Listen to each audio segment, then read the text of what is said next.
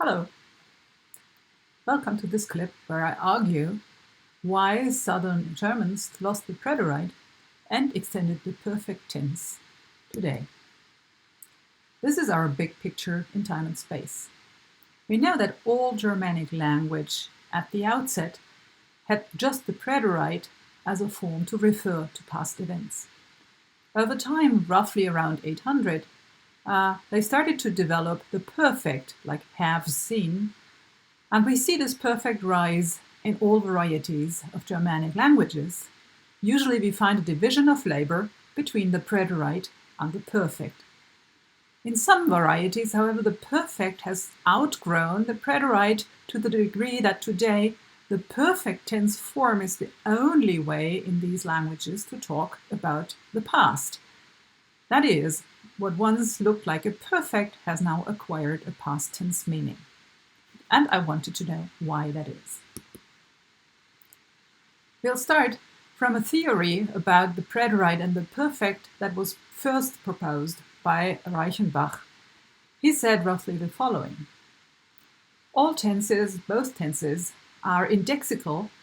They relate the speech time S, the speaker's now that is, a past event E, you see that's always to the left of the speech time S on both arrows, and moreover, the so-called reference time, which is the time the speaker pays attention to.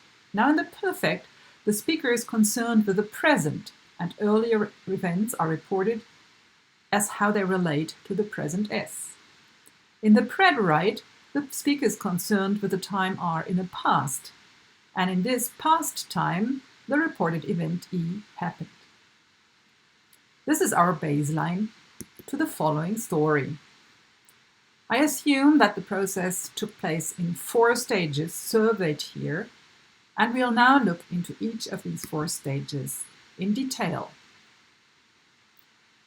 At stage 1, merchants and craftsmen in South Germany, somewhere between 1400 and 1500, adopted and trained formal bookkeeping techniques and practices.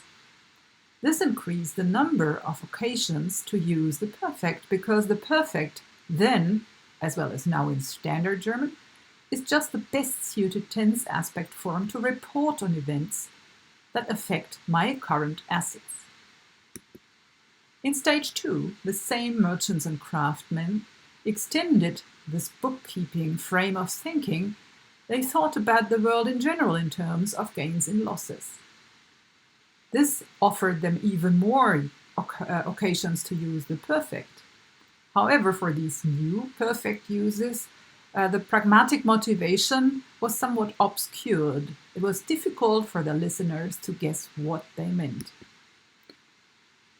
At stage 3, non-tradesperson speakers started to imitate the high-prestige group's language. In imitating, they reconstrued the meaning of these perfect forms as just a way to refer to simple past tense. That is, here we would experience the first uses of perfect form in a past tense meaning. Finally, general language change mechanism clog in when the use of preterite forms went below a critical limit, such that in language acquisition for children there was too little evidence for the preterite overall. This led to the preterite extinction, completed in southern Germany at latest by 1550. Now this is a nice story, but is there evidence for it? I want to review 4 types of evidence that stand in favor of this particular story. First, we find that the writer's background correlates with perfect dominance, yes or no. Sources in southern Germany show that merchants' diaries and trade books are written 100% using the perfect all the time. Merchants' and craftsmen's family chronicles and other private writings were written predominantly using the perfect as well. The perfects outnumber the preterites. On the other hand, when we look at the writings of learned and educated writers and the clerus, these people use the preterite only to report on past events. A very nice instance of this is provided by the Dache Chronik chronicle in Constance.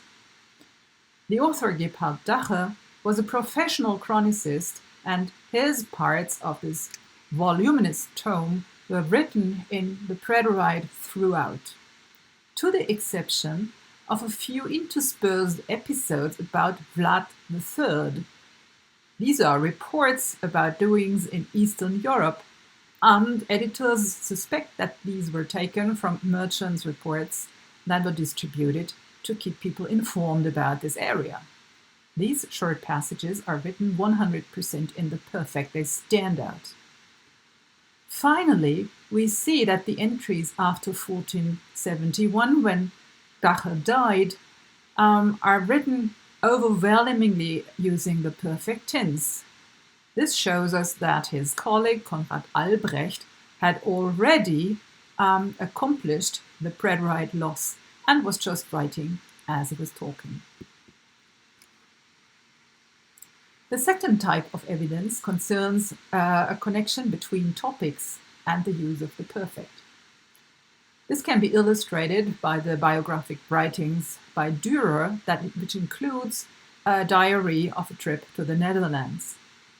This diary includes topics like travel events and visits, but also earnings and spendings on the go. The tenses are, of course, preterites and perfects when he reports about the past, but we see an interesting correlation between topics and the choice of tense. When he talks about travel events, the preterite dominates by 77%. So Dürer knew how to write about the past. When he reports on gains and expenses on the trip, he uses almost exclusively the perfect. One passage stands out, his trip to Mecheln, which also uses the perfect predominantly, and we may suspect that Dürer conceived this trip as a gain in intellectual experience and in things seen and learned, and therefore he conceived of it in this perfective mode. Here is an example from Dürer's diary illustrating a report on travel events, and you see the blue preterites all over. Here is a short passage illustrating his gains and spendings, which are recorded, as you see, in these orange perfect tense forms. Next, we find that an economy and education system also correlates with the perfect use. Bookkeeping techniques were developed in northern Italy in the late 14th century, as we know from the history of economics.